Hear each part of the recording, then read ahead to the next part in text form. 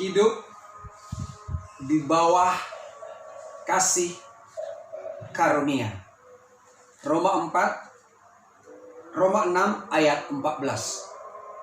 Sebab kamu tidak akan dikuasai lagi oleh dosa,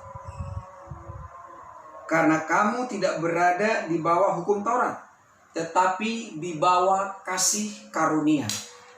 Ada dua hal, di bawah hukum Taurat, di bawah kasih karunia. Under law atau under grace.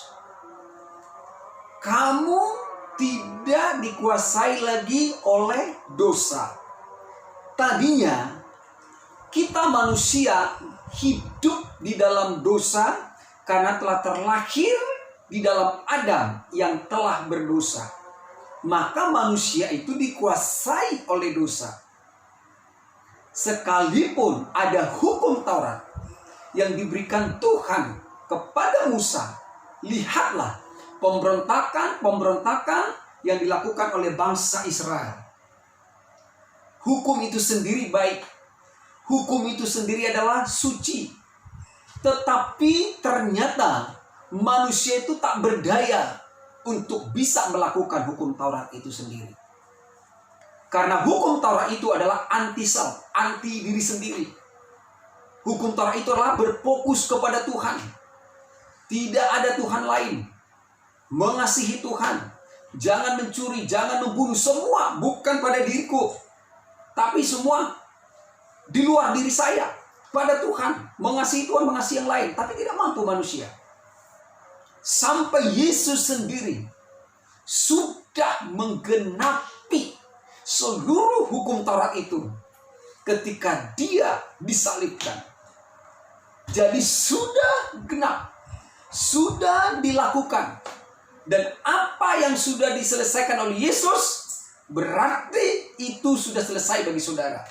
Saudara dan saya dengan iman sudah melakukan menggenapi hukum Taurat itu di dalam Kristus ketika dia mati. Karena kita juga mati bersama-sama dengan dia dan bangkit bersama-sama dengan dia.